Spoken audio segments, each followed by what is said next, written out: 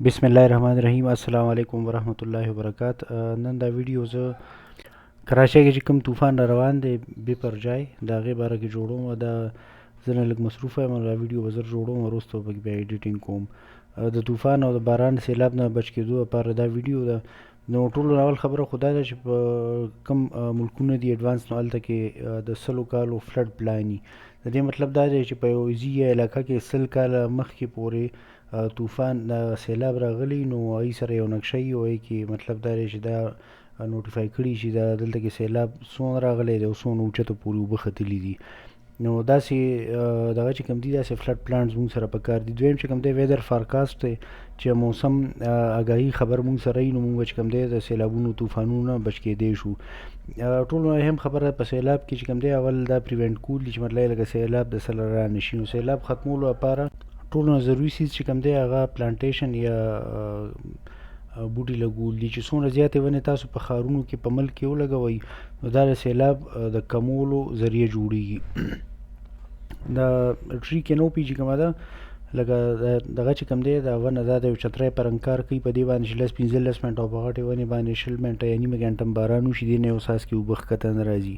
نو مطلب چې نیمې ګنټې پورې یا 20 منټه پورې د باران اوبه ښکته راځي، نه وای نه پس چې بیا راشي بیا په ځمکې کې ابزارب کېږي.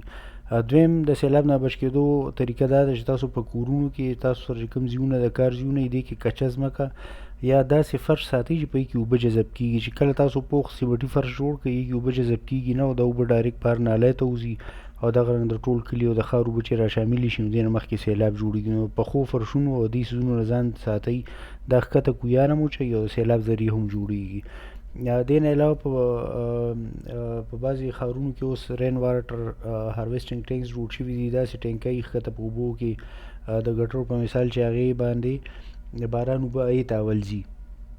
چې ستاسو کور کې باران کېږي د نیمې ګنټې یا 20 منټو 45 منټو اوبه په هغې کې جمع کېږي، او دا اوبه بیا تاسو وروسته استعمالولی شئ، ګاډۍ پې وینځلی شئ، بوټو لی ورکولی شئ یا بل څه کولی شئ.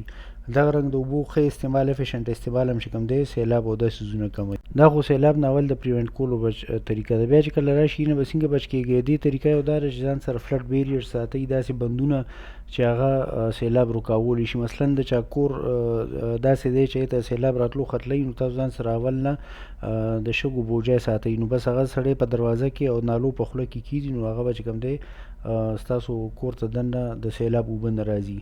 همیشه کوشش کوئ چې سړي ته پته وي چې یاره مخکې مشرانو چې تاسو ته ویلي چې یاره دیزې پورې سیلاب راغلی، او اکثر خلک وایي چې یاره تر ګوډو پورې یا تر بوټانو پورې د سیلاب اوبه را جمع شوې وي یا تر بډې راغلې وي. نو چې تاسو ته خپل کور کې هغه ځای معلوم وي او تاسو د بجلۍ چې کومې کنیکشن دي نو دا یې نه اوچتې کوئ. کوم سوچونه چې دي هر څه چې دي نو دا د هغه لیول نه اوچت لګئ. بعضې لکه اوس څنګه زموږ کراچۍ ښار دی کوم ځای کې چې سیلاب راتلو خطره وي، دلته کې خلک بلډینګونه یو چت اوچت جوړوي، لکه ښکته نه یې کالمې ورکړي او هغه بلډینګ چې کوم دی اوچت وي یو چت 3 میټره یا 6 فوټه 9 فوټه. نو د هغې فایده دی چې خدای مکړه هغه ځای کې ته عام ورځو کې ګاډۍ ودرولی شي یا لکه څه سامان مامان سټور کولی شي، خو چې سیلاب راشي نو کور ته دننه چې کوم دی اوبه نه خیږي. د طوفان د سیلاب ورځو چې نو هغې کې کوم شیشې والا کړکۍ یا شیشې والا دروازې نو په یې باندې پلایوډ یا بل څه داسې لرګی سړی ټک وهي، د لرګي تختې چې هغه غټ نقصان نه رسوي. کوم چې لوس څیزونه پراته وي د الوتو خطره نو هغه محفوظ کوي. د سیلاب ورځو کې یا چې کله خراب طوفان وي نو قیمتي سامان یا کسان چې کوم دی په تاخانو بیسمنټس کې بیخي موده کېږئ.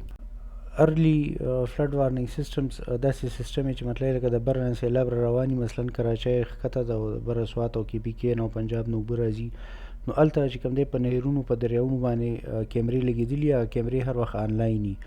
نو سړي ته پته لګي دوی محکمو چې کوم دی سیلاب محکمې نوټس کړي چې مطلب لکه اوس په ګوډو بیراج یا بره یو بل بیراج کې سیلاب صورتحال دی، نو هغه اوبه به ښکته 3-4 ورځو کې رارسي. نو هغه کیمرې چې لګېدلي د سړي نه ګنټه دوه بره لکه کیمره لګېدلي په بل ښار کې، نو چې هغه نالو کې یا په دغه کې دریاونو کې سیلاب راځي نو سړي ته ګنټه 2-3 مخکې پته ولګي.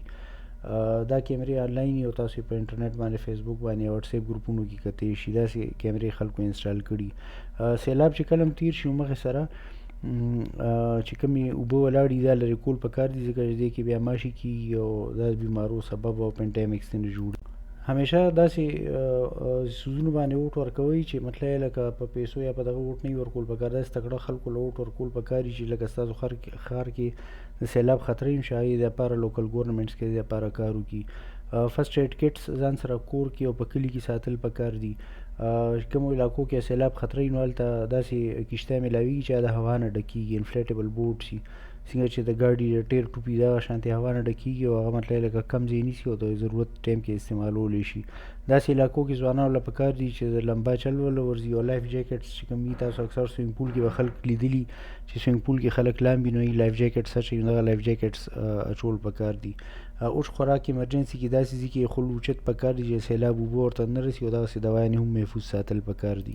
ایمرجنسي کنټیکټ نمبر یې ځان سره ساتئ او د دې سیلاب روکولو لپاره که مطلب لکه تاسو نور سټډي کول غواړئ نو د لندن فلډ پریونشن پلان دی، د پیرس فلډ پریونشن پلان دی، داسې فلډ پریونشن پلانز دي د مختلف ملکونو، ډېر ښکلي ډاکومنټس دي. نو هغې کې مو په ډیټیل کې لیکلي چې سیلاب نه به روغ ښار څنګه بچ کړې.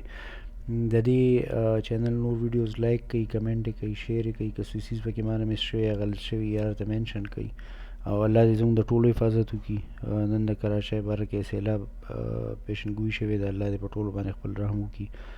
د هندوستان په خلکو باندې مو زموږ په کوم ځای کې چې متاثره کېدو دي نو الله دې په ټولو خپل رحم وکړي. السلام علیکم.